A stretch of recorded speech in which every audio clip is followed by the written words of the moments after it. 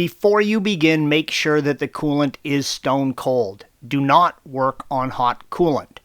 You are going to be working with coolant fill port, red arrow, on the left side of the engine tray. To access the bleeder valve, you will need to first remove the engine coolant fan assembly indicated by the blue arrow. Begin by removing the metal ring inside the center air snorkel, red arrows. The ring sits inside the top of the rubber bellows, is held in place with a nub, red arrow, that connects it to the bellows. With the ring removed, pull up on the rear of the housing, red arrows. Once it is released from the rear, slide it out from the chassis by pulling it back towards you, blue arrows. Sometimes the fans will not come out with the housing. They are held in by 4 locating pins that sit in rubber nubs. You can remove them separately or with the housing. The center air snorkel will stay in place and you will lift the housing off of it, red arrow. Release the wiring connection for each fan, blue arrow. Remove the coolant fill cap to help drain the coolant, red arrow. From underneath the vehicle, use a 6mm Allen and remove the 2 drain plugs, red arrows. Allow the coolant to drain completely into buckets. Remember to replace these crush washers when reinstalling the drain plugs. The 991 Gen 1 is a vacuum fill system. Any coolant left in the system will be sucked out when prepping to fill. While it is not critical, I recommend removing the underbody trays and releasing the coolant hoses at the lowest point. On the rear, it is the hen coupling on the supply and return lines, red arrows. You do not need to bother with the transmission cooler lines, green arrow.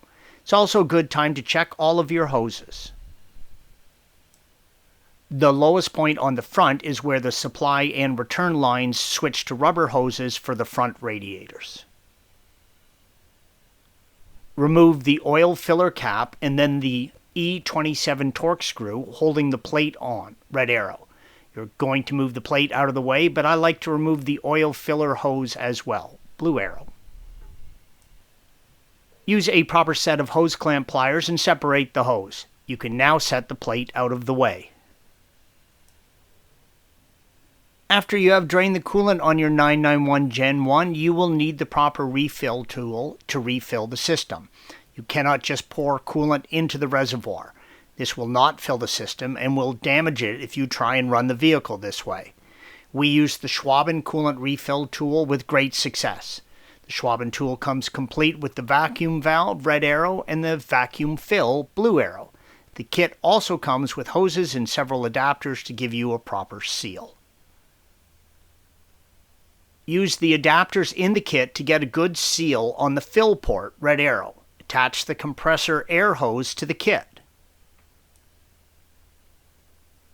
The compressed air will use the Venturi principle to cause a vacuum and suck all the remaining coolant out from the system.